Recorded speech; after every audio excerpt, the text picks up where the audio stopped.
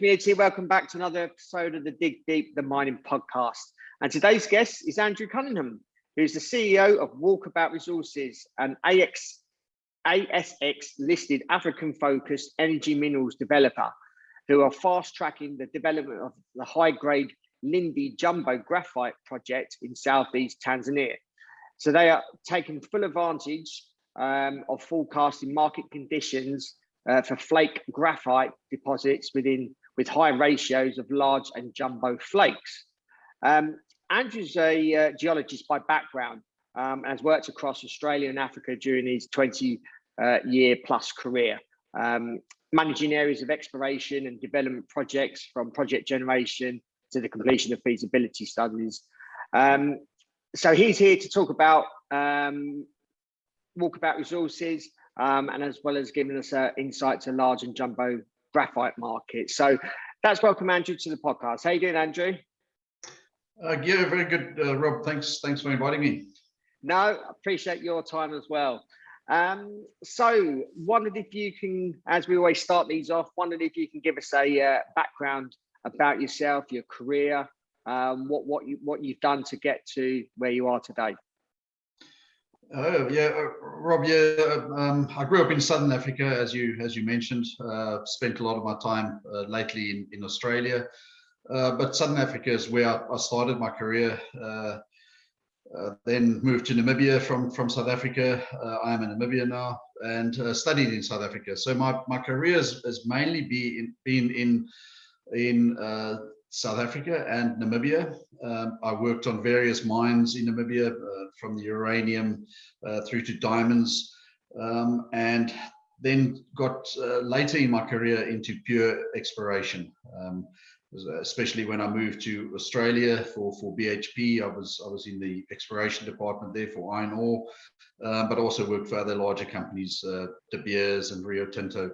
And I think starting my career in the mine gave me, and I strongly feel that it's a very good background for a exploration geologist, because you know what you're looking for, you know what makes sense, you know that if you're going to delineate a deposit, what can be mined, what can't be mined, what are sensitive areas environmentally or socially. So I think it's a very good background that I got first in the mining as a mine geologist, and then moving into exploration. As I said, later in my career, I moved over to Australia, spent a good 8 years in Australia, moved back to Namibia now, I'm based there, and which was very fortunate with all the various lockdowns in the world. I can still travel. So, I'm going back and forth from Namibia to Tanzania, and it's where a lot of my colleagues are stuck in Australia at the moment. So yeah, based in Africa now. We're very focused on our project here in Tanzania, but we've got some other exploration plays around the world. But Namibia, I found, was very centralized and puts me in a good time zone to all our project areas. Yeah, certainly. We were speaking just before this podcast. I wondered if you could tell us about living in Namibia compared to, say, Australia. Because I've heard a lot of really nice, positive things about the country. And I wondered if you can just give us an overview and how that compares to Australia. It's a fantastic country, Rob. When I worked for a couple of Australian companies in Namibia as well, and when they came over, they said it's Africa for beginners. There's a lot of similarities between Namibia and especially Western Australia, where I stayed. It's very sparsely populated, a very dry country, desert, extremely beautiful, extremely friendly people, same as what we experienced in WA when the family moved over there. But yeah, it's a great country to live in, a very stable government, a good mining jurisdiction as well. So we're very happy there, and it's a great country to be in. Yeah, it's great to hear.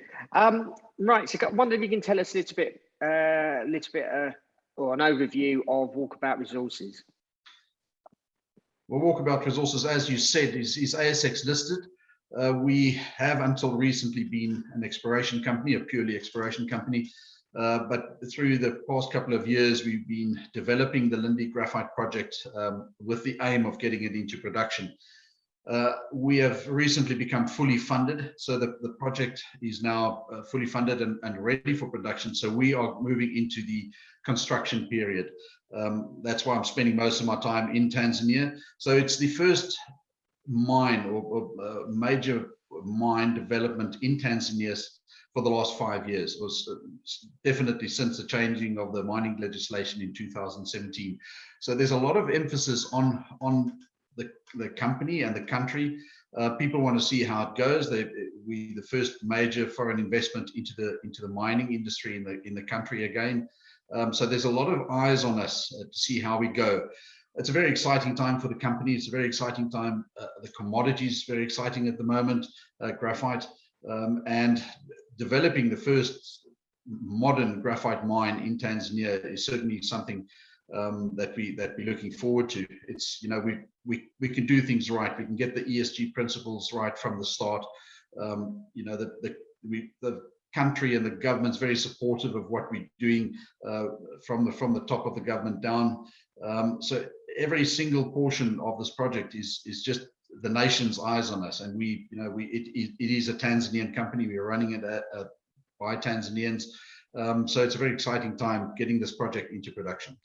Yeah, and what was Walkabout's reason and strategy for entering the graphite space, and why Tanzania? Well, Walkabout has a long history in Tanzania. Various of the company and as associates, the board members and so forth, have been operating in country for a number of years. I first started working here in the late 1999s, early 2000. So I've got a long association with the country and with my fellow colleagues in the company as well. I was asked by them as a geologist about 7 years ago to look into graphite, and especially into Tanzania. I identified a number of regions where I thought one could focus, and then out of these we ranked them, and we decided, right, the south of Tanzania is where we want to be. We picked up a joint venture there with a local tenement or a local businessman, and as usual with a junior company, you don't have a lot of money to spend. We had to focus very hard on where we want to focus our efforts. It was a large tenement package of over 750 square kilometers that we had. So we didn't have a lot of money to do a lot of work on. We knew we had to fly some airborne EM. So it became quite a challenge, and I think it's in retrospect very good, is that we didn't have a lot of money. We piggybacked on some of the other companies that were operating in the country on a VTEM system, and we only flew about 15% of our tenement holding. So we had to be sure that where we're going to fly is we've got a good idea that there might be something there. So I spent a lot of time on the ground, and we were very lucky through the VTEM that, and you know, graphite is very conductive. It just lights up on a VTEM system or EM system. And we then, I think while the helicopter was still flying, the geophysicists in Australia were busy doing the initial interpretation. I was running around in the field, ground truthing targets, and ordering drilling machines to come on site. So it was a very busy time. Communications were horrible. I had to climb trees to get mobile reception, just to speak to the guys in Australia to get, you know, to fast track this thing. And the drill rig came in, and with the first hole we hit some very good graphite. We didn't know what the grade was. I just sent the guys back in Australia. I said, I think we've hit something good here. And it was, I think, 20 meters or 12 meters at 20% total graphitic carbon, which was unheard of in the graphite industry in the region. There's a lot of graphite in Tanzania, or especially where we are, a lot of good graphite. The flakes are large, but our deposit that we delineated with very few drill holes initially to get into an inferred deposit stood out because it has such a high grade. There were spectacular intersects, individual intersects of a meter of 45% total graphitic carbon. Some floats rocks that we picked up with massive graphite was up to 89% total graphitic carbon. So it was something that we didn't quite understand then. But yeah, we were very, very fortunate. It took a lot of hard work and a lot of thinking to delineate the targets down to where we wanted to be, and we were fortunate that with our first drill hole we hit something special. Yeah, and what makes the project very different, probably from other graphite projects, And how important is this for the graphite industry? Well, as I mentioned, the grade, as we saw in the drilling or in some of the intersects, were very good. And the graphite's from surface. There's very little overburden. There's a little bit of outcrop, but overburden of 30 centimeters, and you straight onto the ore zones. So first of all, the grade was high. Now it's been said so many times that grade is king, and why is it important? It just lowers your operating costs. If you've got a high grade deposit, you need to mine and treat so much less to get the same amount of concentrate as you would with a low grade deposit. Now, as I said, we're sitting what I see as a low grade region. We've got some of our graphite neighbors are sitting with reserve grades of between 4 and 10%, probably average around 5 or 6%, where our reserve grade for a life of mine of 24 years is virtually 18%. So that's the first differentiator. When we started mapping and sampling on the ground, we sent a lot of these samples for petrography to see what does the graphite look like. That we can see in a hand sample that there's a lot of large flake, and the feedback that we got from the petrologist in Perth was that around 80% of our flakes are above 180 or above 300 micron in the rock sample. So we knew we were sitting with something special. Yeah, the grade was good, the flake size was good, and then we just had to figure out how do you preserve most of these flakes through your processing of it, that you don't damage your flakes. It's inevitable that you're going to damage some of your flakes through the processing, through the crushing and the blasting and the drilling, or not the drilling so much when you're mining, but with the milling and the flotation and the regrind. And we got some very good consulting metallurgists in with a lot of flotation experience, and they quickly came to an answer, which we then worked on through the past few years, and that is to preserve the flakes as much as possible through the process, while you're trying to achieve a concentrate grade of above 95% total graphitic carbon. So we got that recipe right. The plant is designed around it. There's a bit of innovative. It's a very simple plant, a very small plant, but it's quite innovative. And we have proven through various test regimes in Australia, Germany, and also in China, is that we can preserve a lot of the flakes above 180 micron. So much so that only 25% of our product in final concentrate, or final screen concentrate, is beneath 180 micron. Now, it's important with graphite, and that was our stance from the start, is that we were fairly conservative of what we wanted to produce. Our target has always been 40,000 tons per annum. We were very careful not to that we weren't going to go out there with big numbers just to get your study figures up. And 40,000 tons seemed to us to be the right figure, because remember, you still need to sell your graphite. You don't want to flood the market. Don't want to drive prices down. And it is a niche market. It is tightly controlled by the Chinese, so you don't want to storm in there and produce half of the world's current production. So that, I think, was a good strategy from our side. And so what's important around that as well is that the larger your flake, the more money you get for it. So, for instance, the minus 150 micron material will go for around $500 a ton at the moment, or your plus 300 micron material, which is your jumbo flake, will go at around $1,450 a ton at the moment. So there's a big difference. And if you skewed, like our screen product is towards a larger flake size, you're obviously going to get a bigger basket price for it. So that's what differentiates this deposit from many of the others in the graphite field. The grade of course means that our operating costs are very low, and the flake size means is that your margins are very high. Now, it's been independently verified by Benchmark Mineral Intelligence, is that this project can be the second highest margin graphite project globally of any graphite mine currently in production, and those that studies have been done on. So it's a very exciting project. It's a very different project, and a very nice commodity to be working on. Yeah. Can you give us an overview of the graphite market at the moment, and how you see it developing over the next few years? Well, obviously the hype in graphite at the moment is the EV and the battery storage and so forth. So there's huge growth forecast by the World Bank and UPS and so forth of between 500 and 700% more graphite will be needed in the year 2030 to 2050. We're not thinking that far ahead. Our immediate attention is much closer to when we're going to be in production.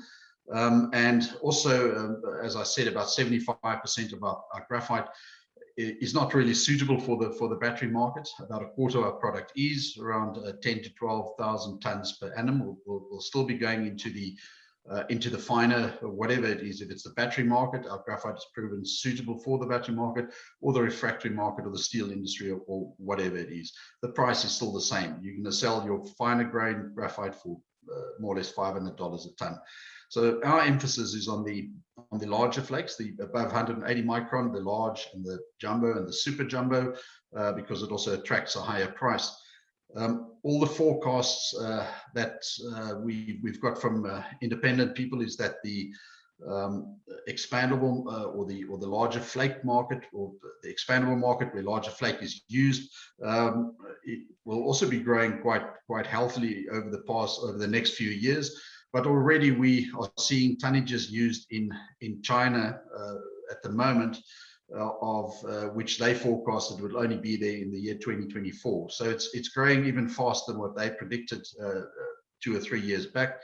So it's an exciting time. The prices are quite stable. The demand is going up. The electrical vehicle is taking a lot of graphite out of the traditional markets, the refractory markets, the steel industry, the expandable markets.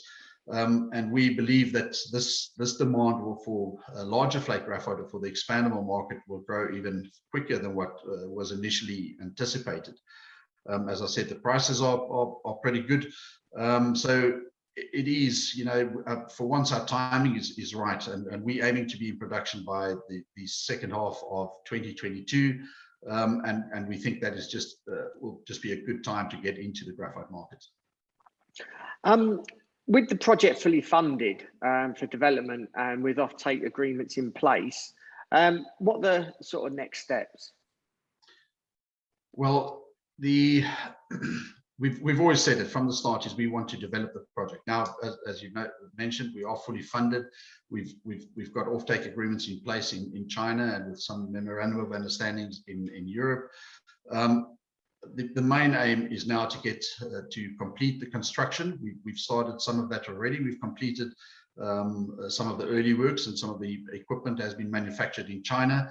It is now getting the earth moving equipment back on site, which is imminent to happen now, and also getting the EPC contractor up and going in China, which will mean that the equipment that we've already manufactured can soon be placed on ships and come over to Tanzania. We first want to be producers of graphite. That's what we are. We're explorers, and we're now developers, and we can get this mine into production and get it into production profitably. Then we can look at, and it's an industrial mineral. We will always try to produce as much as we can sell. At the moment, we've got offtake agreements for our entire production of 40,000 tons. But there is capacity to increase this production level. If there's a demand for our product, which we believe there will be, without spending any more capital on the plant, we can produce quite a bit more. Then there's also further opportunities to look at downstream processing. We deliberately haven't gone far down that road, because as I said, let's first get the mine up and running. That's our primary business. And get it up and running profitable before we look at the downstream opportunities. But there's lots of downstream opportunities, not necessarily in the battery market, but in the expandable market for graphite. And whether we look in country or in the region or further afield, that's one of the exciting options that we have available to us, that we are working on at the moment. Yeah. And I suppose as a conclusion and a closing summary, what are the long-term growth opportunities for Walkabout Resources? Well, as I said, there's already a growth opportunity in the plant capacity. There's a lot of graphite. We've got quite a large land holding in Tanzania, right next door to where the current mine is being constructed, but also in other parts of the country where we've got other graphite licenses. Currently, our reserve or our resource is around 41 million tons. A very high level exploration target that we've got on there, which is based on real figures, but not drilling, is around up to 172 million tons of graphite in the ground. That's on our tenements, and that's a conservative estimate. So there's always, if there's a demand for the graphite, and you know, we firm believers, let's get into the market, and then we can slowly grow into it if there's a demand for it. The capacity is there. We now have the necessary expertise in country, and also we will have by then in the graphite market to, should we have to duplicate what we're doing now, that will be possible. The downstream opportunities I've chatted about before, you know, that's also very exciting to me, and looking into that in more seriousness is going forward. So a lot of growth opportunities in the graphite space, and also in the downstream opportunities. Yeah, really appreciate your time, Andrew. It seems an exciting project, and you're heading into construction. So wish you all the well with that, and look forward to the production stage. And I'm sure the demand for the product will be immense, and as the years continue. So how can people reach out to you if they've got any questions? And are you on any social media channels? Well, yeah, no, certainly they can contact us through the website. There's an email address there that always gets to me, and also we on LinkedIn and Twitter. So feel free to ask any questions that there might be, shareholders or just interested people will we welcome any questions. No problem. Yeah, certainly. So if you've got any questions for Andrew, whether that's on the graphite market, whether it's talking about Walkabout Resources and how you may want to invest or get involved, obviously we'll include those social media channels and the email addresses in the show notes accompanying this podcast. So Andrew, really appreciate your time again. Hope our audience enjoyed listening to this episode, especially learning a little bit about graphite. Obviously learning more about Walkabout Resources and certainly what they're looking to do over the short and medium term. So if you've got any questions, please feel free to reach out to Andrew. So all those that are listening, appreciate if you can share this episode amongst people in the industry, so more people can get access to this content. If you're watching on the YouTube channel, appreciate if you can like and share below, so it reaches all corners of the internet universe, so more people have access to this content. So that's enough from me, and until next time, happy mining.